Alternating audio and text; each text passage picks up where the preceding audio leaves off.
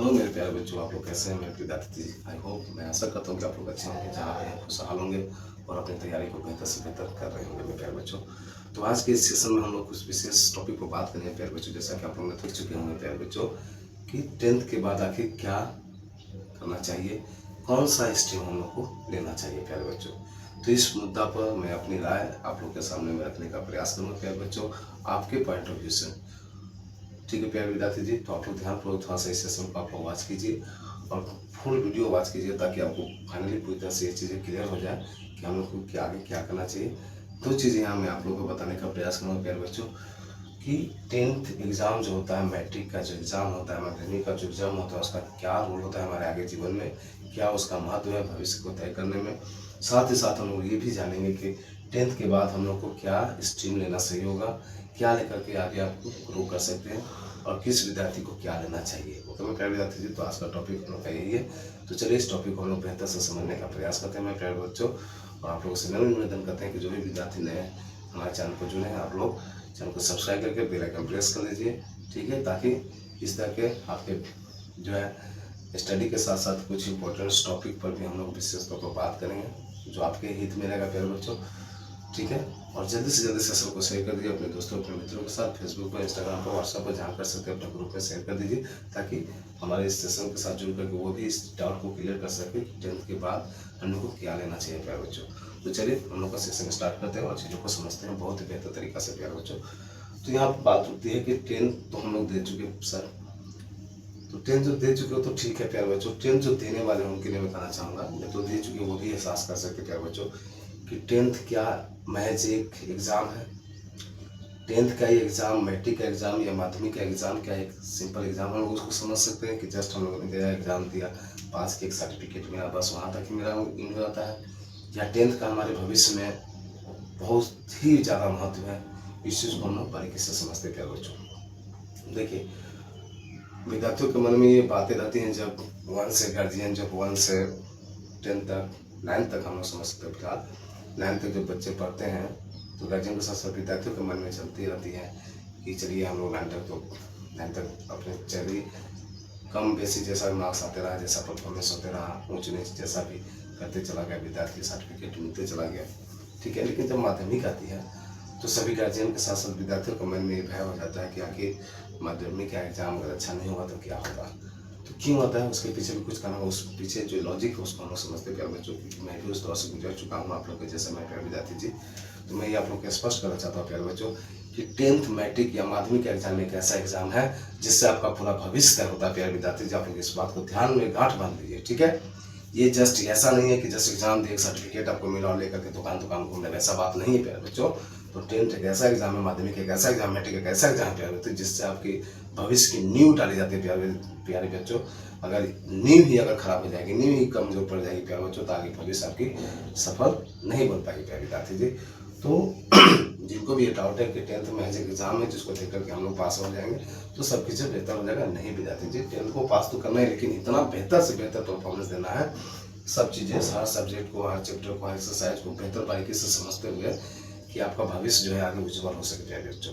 ठीक है, क्योंकि आप लोगों को मैं बता दूं प्यारे बच्चों कि 10th के बाद ही आप लोग चाहें तो ITI या डिप्लोमा करके आप लोग जो है अपनी लाइफ को पूरी तरह से चेंज कर सकते हैं, अपने भविष्य को पूरी तरह से बना करके गवर्नमेंट सेक्टर डिपार्टमेंट में जॉब लेकर के अपने पूरे परिवार की स्थिति, दयनीय स्थिति, आर्थिक स्थिति, सभी को बेहतर से बेहतर आप लोग कर सकते हैं प्यारे बच्चों।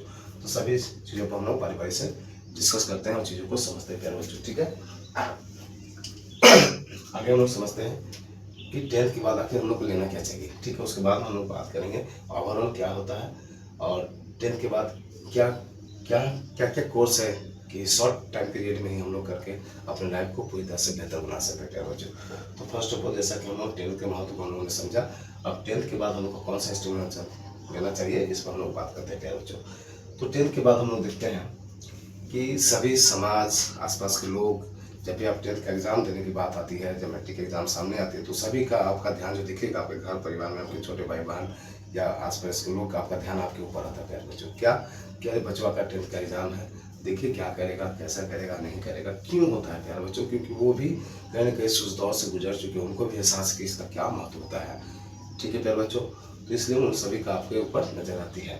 तो नजर आने का कारण यह है प्यारे बच्चों, क्योंकि इसी से आपका भविष्य की नींव बनती है, भविष्य पूरा भविष्य इसी पर तय होता है प्यारे बच्चों। ठीक है, तो बात रुकती है प्यारे बच्चों कि सर हम लोग तो मैट्रिक का एग्ज़ाम देने वाले हैं, दे देंगे बेहतर से बेहतर करके, तो उसके बाद हम लोग को क्या चूज करना चाहिए। तो यहाँ पर होता क्या है कि बहुत सारे बच्चे देखे जाते हैं कि गार्जियन के बताए हुए रास्ते पर चले जाते हैं और उनसे कितने बच्चे का भविष्य बनता है, कितने बच्चों का भविष्य सही मायने में नहीं बन पाता है। ये आप लोग ये वास्तविकता है प्यारे बच्चों, आप माने या ना माने, जिसके साथ बीता हुआ है वो चीज़ें समझ सकता है। तो 10th के बाद आपका 10th का परफॉर्मेंस को देखते हुए गार्जियन आपकी राय देते हैं कि चलो बच्चा आप इसको लेकर आगे कंटिन्यू कर सकते हैं। जैसे मान लीजिए कोई बच्चा जो है, ठीक है, कॉमर्स में मान लीजिए हिस्ट्री में ज्योग्राफी में बहुत मजबूत है, उसको सोशल जानकारी के नॉलेज बहुत अच्छा है, उसको हिस्ट्री पढ़ने में पिछली चीज़ें याद करने में, प्राचीन चीज़ें को बहुत ही अच्छा लगता है, ज्योग्राफी को समझने में अच्छा लगता है, तो कोई भी विद्यार्थी उसमें परफॉर्मेंस करता है बेहतर। ठीक है, उसमें मार्क्स लाता है बेहतर। ठीक है, तो देखा जाता है कि वो मैथ में साइंस में थोड़ा एवरेज मार्क्स लाया और सबका हिस्ट्री में ज्योग्राफी में इस समय क्या लाया, बेहतर मार्क्स लेकर आया। तो यहाँ पर ये हो जाता है कि गार्जियन जब देखते हैं कि मेरा बच्चा जो है, हमको गार्जियन का मान लीजिए शुरू से इच्छा है, बचपन से इच्छा है कि मेरे अपने बच्चे को क्या करना है, हमको इंजीनियर बनाना है, क्या बनाना है, हमको डॉक्टर बनाना है। ठीक है, हमको ये सब आर्ट्स हिस्ट्री उसमें उसको नहीं डालना है, कोई आगे चल के हमको इस समय नहीं फंसाना उसको। ठीक है, मेरा मन में विचार है कि हम अपना बच्चे को इंजीनियर बनाएंगे, समाज में जो अभी के दौर चल रहा है प्यारे बच्चों। ठीक है, तो गार्जियन का सोचना सही है, लेकिन इस चीज़ को भी समझना होगा कि विद्यार्थी जो है, मेरा लड़का जो है, मेरा बच्ची जो है, मेरा बच्चा जो है मेरा, ठीक है, वो किस तरह से समझ पा रहा चीज़ों को और किस तरह के सब्जेक्ट को लेकर के वो आगे अपने भविष्य को तय कर सकता है। तो उस चीज़ों को ध्यान में रखते हुए आगे भविष्य को आपको स्ट्रीम को चूज करना चाहिए पर बच्चों, और गार्जियन को भी इस बात को समझना चाहिए। तो मेरा यही मानना है प्यारे विद्यार्थी जी, मतलब गार्जियन आपके जो कहते हैं वो कभी गलत नहीं कहेंगे, तो आपके परफॉर्मेंस को देखते हुए वो डिसाइड करते हैं कि आपको क्या लेकर आगे चलना चाहिए। लेकिन एक बात आती है प्यारे बच्चों कि आपको ये भी तय करना होगा कि हम किस सब्जेक्ट में रुचि रखते हैं, मेरा किस सब्जेक्ट के प्रति इंटरेस्ट है प्यारे बच्चों। अगर कोई हिस्ट्री में ज्योग्राफी में ज़्यादा नंबर गया और उसको अगर साइंस कहा जाए और साइंस के प्रति उसका इच्छा नहीं है, लेकिन गार्जियन का इच्छा है कि चलो साइंस में, तो बहुत अच्छा नंबर नहीं है लेकिन इतना अच्छा है कि आप जो है साइंस लेकर के आगे ग्रो कर सकते हैं, क्योंकि साइंस में स्कोप बहुत सारा है। लेकिन विद्यार्थी का लक्ष्य क्या था, विद्यार्थी का क्या अंदर से इच्छा था कि हम हिस्ट्री में हमको ज़्यादा इंटरेस्ट है, आपका इकोनॉमिक्स में ज़्यादा इंटरेस्ट है, पॉलिटिकल में ज़्यादा इंटरेस्ट है, तो उसको लेकर के क्या वो कहता है कि हम आर्ट्स लेकर पढ़ेंगे मेरे पिताजी। तो लेकिन वहाँ पर गार्जियन स्टॉप लगाते हैं, कहते हैं कि नहीं तुम साइंस लेकर पढ़ो। बहुत सारे ऐसे गार्जियन होते हैं कि मेरा बच्चा इंजीनियर बनेगा। अरे भाई, इंजीनियर कैसे बनेगा? विद्यार्थी का जब इच्छा ही अगर है हिस्ट्री और ज्योग्राफी के प्रति, तो इंजीनियर कैसे बनेगा? साइंस कहाँ से वो पढ़ेगा बताइए ना, नहीं हो पाएगा ना। तो इस तरह से चीज़ें गार्जियन को भी समझनी चाहिए।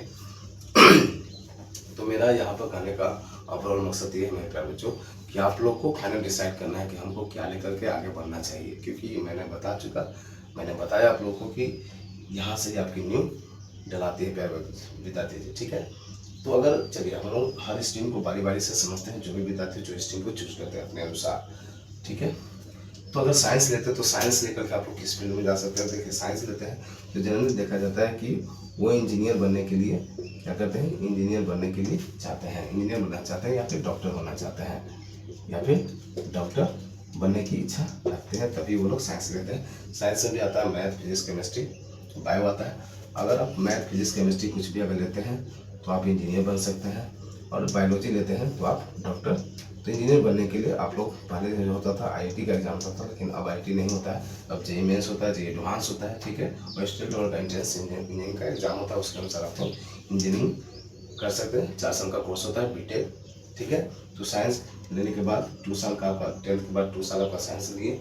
ठीक है, 11 और 12th में साइंस होने के बाद फिर आप लोग इंजीनियरिंग का डिग्री ले सकते हैं, जो कि 4 साल का कोर्स होता है। ठीक है प्यारे बच्चों, तो इंजीनियर बनने के लिए आप लोग मैथ, केमिस्ट्री, साइंस, फिजिक्स लेकर के आप लोग बन सकते हैं। अगर उसी में अगर बायो ले लेते हैं आप तो डॉक्टर का आपका बन सकते हैं, डॉक्टर आप बन सकते हैं। तो उसके लिए आपको नीट एग्जाम देनी पड़ती है। ठीक है, नीट एग्जाम देनी पड़ती है। नीट क्वालिफाई करने के बाद आपका जो है डॉक्टर बनने की इच्छा जो है वो पूरी हो सकती है, लेकिन उसमें फाइनेंशियली बहुत आपको, इकोनॉमिकली आपको बहुत स्ट्रॉन्ग होना होगा, क्योंकि इसमें तो कोर्स टाइम पीरियड बहुत ज़्यादा है, कम से कम 7-8 साल आपका लगता है 12th के बाद। साथ ही साथ आपके जो है आगे और भी चीज़ें समझने के लिए, रिसर्च करने के लिए आपको और 2 साल 3 साल लगता है। तो इस तरह से ओवरऑल 10 साल ये समय लेता है, तब जाके आप एक अच्छा डॉक्टर बन पाएंगे। वो भी आप डिसाइड करता है कि आप उस दौरान, उस टाइम पीरियड में आप कैसे बेहतर हैं या नहीं है। ठीक है, तो ये डॉक्टर बनने की प्रोसेस होती है, ठीक है। इंजीनियरिंग बनने की प्रोसेस होती है। तो साइंस लेकर बेसिकली इंजीनियरिंग और डॉक्टर विद्यार्थी बनते हैं। साथ ही साथ साइंस जो है ओवरऑल हर डिपार्टमेंट में आपका यूजफुल होता है, लेकिन यहाँ पर बेसिकली जो मोस्ट इंपॉर्टेंट जो चीज़ें हैं जिसके कारण साइंस लेते हैं विद्यार्थी या गार्जियन चाहते हैं कि मेरा बच्चा साइंस ले, तो इसी मुद्दा से लेते हैं, इसी मकसद से लेते हैं प्यारे बच्चों। अब हम लोग आते हैं कॉमर्स पर।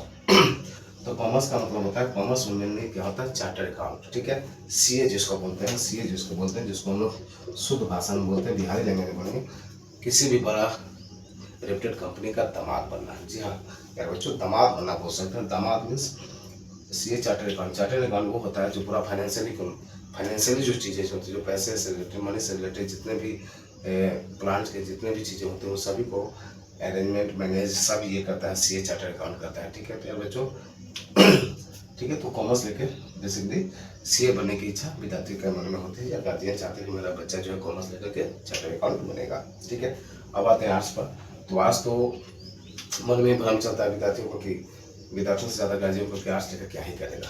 तो मैं बता दूं प्यारे बच्चों, वैसे तो साइंस कॉमर्स लेकर भी कर सकते हैं, लेकिन आज का डायरेक्ट इफेक्ट पड़ता है आपका यूपीएससी, जो कि इंडिया का सबसे मोस्ट पावरफुल एग्जाम बोल सकते हैं, UPSC, Indian public service commission, जिसके अंतर्गत आईएएस, जिसके अंतर्गत बनते हैं आईएएस,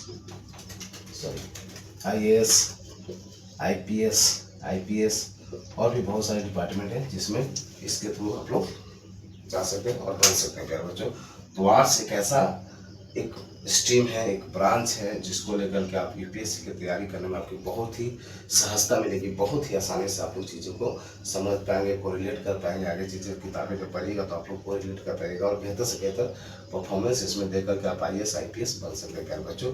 तो देखा जाए तो आप देख सकते हैं साइंस, कॉमर्स और आर्ट्स में सबसे ज़्यादा वजनदार अगर देखिए तो आर्ट्स ही हो जाता है प्यारे बच्चों। तो इसको हल्का में नहीं लिया कीजिए, ठीक है। हमें गार्जियन को भी सलाह दूँ कि आर्ट्स को भी हल्का में मत लीजिए। आज से भी विद्यार्थी आपके बच्चे जो है बहुत ही बेहतर भविष्य में बन सकते हैं, एकदम पूरा कंट्री को रिप्रेजेंट करने वाला जॉब को ले सकते हैं प्यारे बच्चों, ठीक है। तो बेसिकली सॉरी किस ब्रांच को किस स्ट्रीम को लेकर के क्या हम लोग कर सकते हैं, क्या आगे आपके साथ हो सकता है, मैं भरपूर प्रयास किया मैंने अपनी तरफ से समझाने का जो मेरे अंदर ज्ञान है प्यारे बच्चों, ठीक है। अब हम लोग आते हैं इसके बाद कि ये सब तो साइंस लेने के बाद 12th में हम लोग 11th-12th में ये पढ़ें, फिर आगे जाके बीटेक करेंगे, फिर या फिर आपका डॉक्टर नीट करते हैं, एग्जाम दे करके एमबीए करेंगे, सॉरी आपका ये क्या बोलता है बट डॉक्टरी का तैयारी करेंगे, ठीक है। या फिर आर्ट्स लेके एमबीए करेंगे, मैनेजमेंट करेंगे, क्या करेंगे वो सब आप पर डिपेंड करता है प्यारे बच्चों। तो ये चीज़ें हम लोगों ने समझा। अब हम लोग मेन पॉइंट पर आते हैं या कुछ मुख्य बातें बताते हैं प्यारे बच्चों, कि हम लोग मान लीजिए जिसका इकोनॉमिक स्थिति बहुत ही गड़बड़ाया हुआ है, किसी तरह से वो 10th को बेहतर से बेहतर करके अपना परफॉर्मेंस दे करके बेहतर रिजल्ट लेके आते हैं प्यारे बच्चों, और वो चाहते हैं कि 10th के बाद ही अपने लाइफ को पूरी तरह से सिक्योर कर लें और अपना एक गवर्नमेंट डिपार्टमेंट में अपना स्थान प्राप्त कर लें, साथ ही साथ अपने परिवार की स्थिति को जो है प्रेजेंट स्थिति को उसको बेहतर कर सके प्यारे बच्चों, ठीक है। तो उनको क्या करना चाहिए प्यारे विद्यार्थी जी, इस बात को आप गौर कीजिएगा। 10th के बाद आप लोग आईआईटी नहीं बोल रहे हैं प्यारे बच्चों, आईटीआई बोल रहे हैं, और या फिर डिप्लोमा जिसको पॉलिटेक्निक बुलाता है, डिप्लोमा आईटीआई या डिप्लोमा जो है आप लोग इस पर ध्यान दीजिएगा प्यारे बच्चों। आईटीआई या डिप्लोमा जो आप लोग कर सकते हैं, ठीक है। अब बताते हैं कि जस्ट 10th का आप एग्ज़ाम देते हैं, 10th में अगर हर सब्जेक्ट को बेहतर से आप लोगों ने पढ़ के पास आउट किया है, और आईटीआई आप लोग अगर इंट्रेंस एग्जाम देते हैं तो आईटीआई क्वालिफाई करते हैं, गवर्नमेंट में मिल जाता है, या प्राइवेट में अगर जो पैसा जैसा सक्षम है उसके अनुसार आईटीआई करता है। तो आईटीआई देखिए कुछ स्ट्रीम इसके अंतर्गत आते हैं, बहुत सारे स्ट्रीम आते हैं, जिसमें कुछ स्ट्रीम जो होते हैं कुछ ब्रांच जो होते हैं 1 साल के होते हैं और ज़्यादातर जो है 2 साल के होते हैं। तो यहाँ पर भी मैं बारीकी से आप लोग को बताना चाहूँगा प्यारे बच्चों कि किसका क्या महत्व होता है। जैसे 1 ईयर में आपका मैशनिस्ट आता है, और भी जो ब्रांच आते हैं, 2 ईयर्स में आपका आता है इलेक्ट्रीशियन आता है, फिटर आता है, टर्नर आता है, और भी बहुत सारे ब्रांच जो आईटीआई के अंतर्गत आते हैं, तो 2 साल के होते हैं।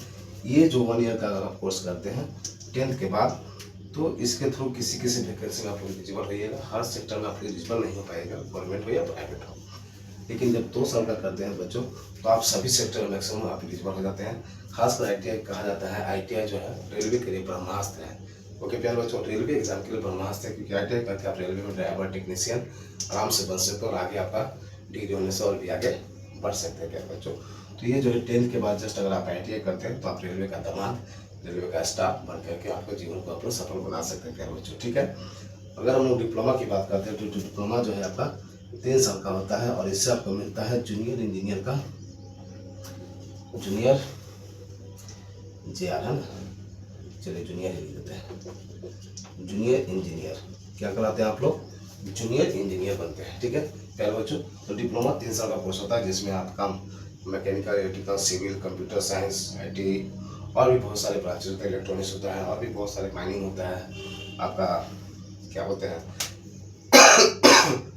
मेटलर्जी होता है, बहुत सारे ब्रांचेज होते हैं जिसमें मदर ट्रेड माना जाता है मैकेनिकल, इलेक्ट्रिकल, सिविल को। ठीक है, क्योंकि इससे रिलेटेड जो है गवर्नमेंट डिपार्टमेंट बहुत सारी वैकेंसी आती है, उसमें अपना स्थान प्राप्त करके आप लोग एक बेहतर जॉब पा सकते हैं प्यारे बच्चों और अपने बेहतर भविष्य को बना सकते हैं। तो डिप्लोमा 3 साल का होता है, 3 साल का कोर्स करने के बाद आप लोग डायरेक्ट जूनियर इंजीनियर बन सकते हैं प्यारे विद्यार्थी जी। तो इन सभी बातों का आप लोग ध्यान रखिएगा।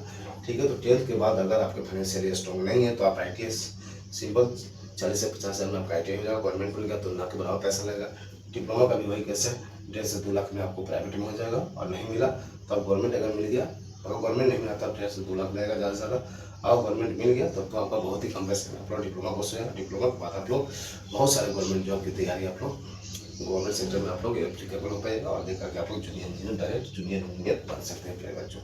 तो इस तरह से मैंने अपने तरफ से भरपूर प्रयास किया प्यारे बच्चों कि आप लोग जो है 10th के बाद क्या करना चाहिए, क्या स्ट्रीम लेना चाहिए, कैसे अपने लाइफ को सिक्योर कर सकते हैं कम समय में। मैंने अपने तरफ से भरपूर प्रयास किया बच्चों कि आप लोग पूरी तरह से चीज़ों को समझ सके। मैं आशा करता हूँ, मैं उम्मीद करता हूँ प्यारे बच्चों मैं चीज़ों को आपको समझाने में सक्षम रहा। अगर आपको वीडियो पसंद आई, वीडियो अच्छी लगी, वीडियो में चीज़ें आपको जानकारी हेल्पफुल लगी तो प्लीज़ आप लोग कमेंट कर सकते हैं, लाइक कर सकते हैं और अपने दोस्तों के साथ शेयर करके, चैनल पर नए हैं तो चैनल को सब्सक्राइब करके बेल आइकन प्रेस कर लीजिएगा। ठीक है प्यारे विद्यार्थी जी, तो चलिए आज का टॉपिक हम लोग बहुत ही इम्पोर्टेंट टॉपिक था। आई होप आप लोग सब चीज़ें आप लोग के जो है क्लियर हो चुकी हैं और आज के बाद ये कन्फ्यूजन मैं उम्मीद करता हूँ, मैं आशा करता हूँ प्यारे विद्यार्थी जी आपके बाद इस वीडियो को देखने के बाद आपको 10th के बाद क्या करना चाहिए, चाहे वो नए बच्चे देख रहे हैं या पुराने बच्चों को पूरी तरह से क्लियर हो चुकी होगी प्यारे विद्यार्थी जी। तो चलिए मिलते हैं नेक्स्ट वीडियो में, नेक्स्ट सेशन में। तब तक के लिए अच्छे से रहिए, खुशहाल रहिए जहाँ भी रहिए और अपनी पढ़ाई को कंटिन्यू बेहतर से बेहतर कीजिए। ठीक है, मिलते हैं नेक्स्ट वीडियो में, तब तक के लिए जय हिंद जय Bharat. Thank you so much for watching this video प्यारे बच्चों, थैंक यू।